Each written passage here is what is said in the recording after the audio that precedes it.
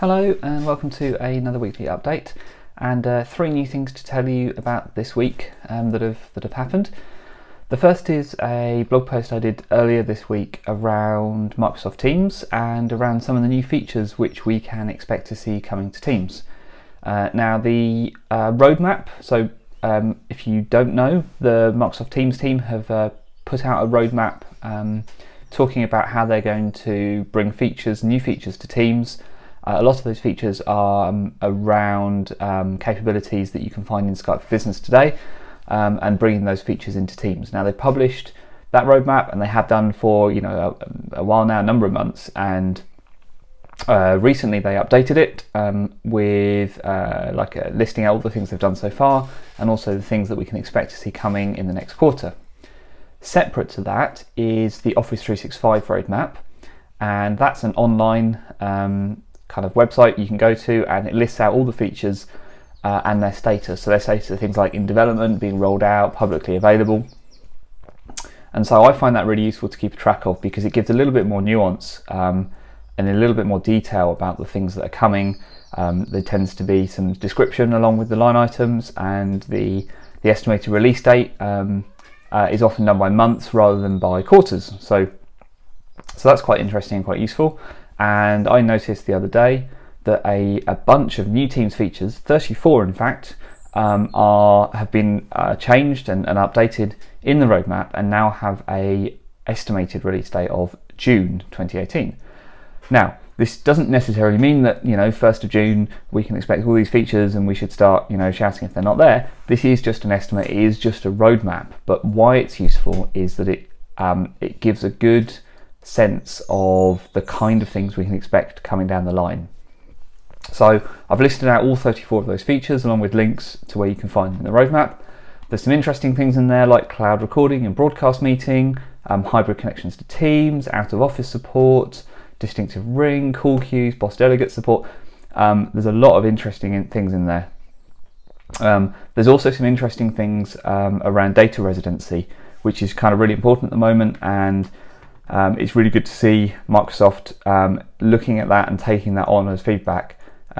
So they're talking about new data centers and data residency in Canada, Australia and Japan. We already have India and the UK.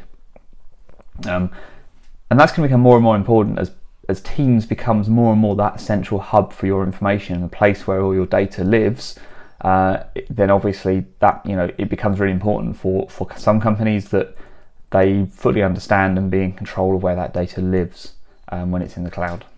And that makes sense. Like for a lot of us, it's in the cloud, we don't have to worry about it, and it's sort of just available everywhere. But there's lots of non-technical reasons why it's important that the data actually lives in certain places in the world. So you can go and look at that full list of those 34 items, and it'd be interesting to see and hear your feedback on whether I think they're a really good mix of things that those kind of convergence features for Skype for Business, plus a bit of kind of supporting rollouts in regions around the world. But yeah, interested to hear what you think as well. Other information, so there's been some improvements to the Dev Center. So the Dev Center is the place where developers go to submit apps for Windows 10 devices or Windows devices. It's the Microsoft Store, and developers can put apps in there.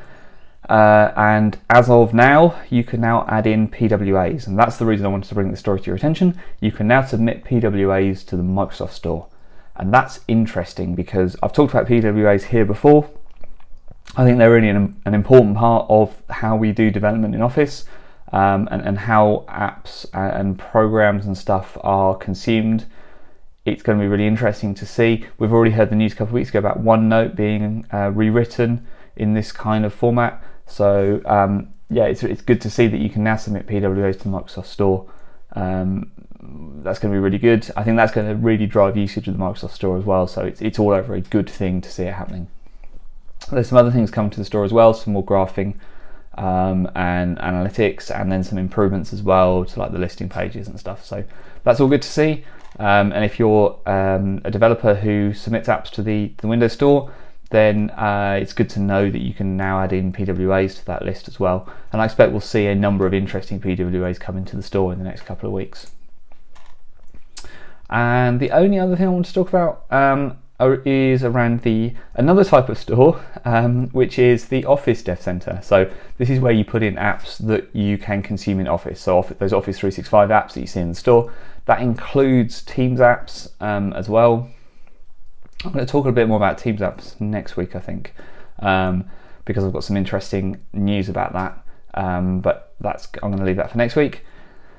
So Office add-in analytics reports, so new sets of reports for the Dev Center, giving you some insight about usage, and there are some reports there already. They're called legacy reports, but there's a new set of reports coming through around usage. So it's active devices and new devices, trending that over time, so you can keep a track and see how your device is being used in the wild. And I think that's really good. It's really interesting. Previously, it's been a bit of a black box. You know, you put those apps out there and you haven't really known like what the take-up's like unless you do your own metric monitoring, because a lot of these Office apps are kind of hosted. You know, you host them somewhere as a service, so you are able to do a bit of monitoring. But it's good that Microsoft are doing this and making this easy for people to see. All right, that's everything I want to talk about this week. Next week is going to be busy, so we have Build coming up next week. Excited for that, excited to see some of those announcements, and then I have my own set of announcements as well. Couldn't have picked a worse week really to try and announce some new stuff, but what I'll do is wait for the Build stuff to die down a bit, wait for the any fallout from that, and then maybe put out some blog posts towards the end of next week. All right, thanks very much for watching, and see you again next week.